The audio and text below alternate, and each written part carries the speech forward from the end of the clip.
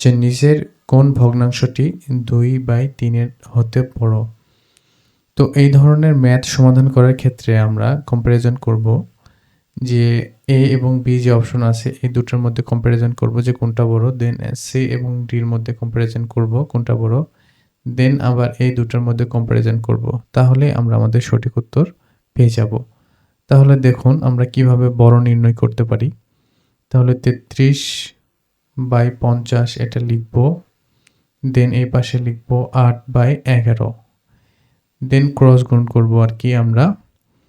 তো ক্রস গুণ করলে আমরা পেয়ে যাব যে পাশের গুণ ফলটা বড় হবে সেটাই আমাদের মানে বড় সংখ্যা হবে বা বৃহত্তর ভগ্নাংশ হবে।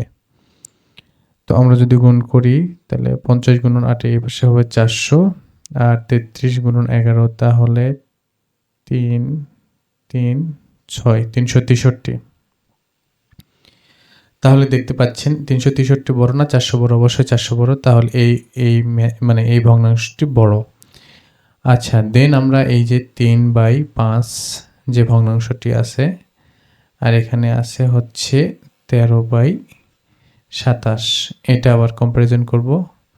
গুণ করে দেই, 27 গুণন 3 যদি আমরা করি তাহলে এখানে পাবো আমরা 81 আর 5 গুণন 3 যদি করি এখানে পাবো আমরা 65।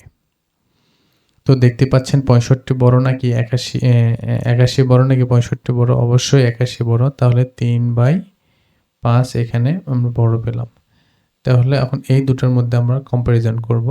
তাহলে পেয়ে যাব যে কোনটা বড়। তাহলে 3/5 আর এখানে হচ্ছে 8/11। তাহলে 5 8 40 আর 3 11 এখানে 33। 33। তাহলে দেখতে পাচ্ছেন কোনটা বড়? এখানে 8/11টাই বড়। তাহলে আমাদের সঠিক উত্তর কি বলেন তো? B number 8/11।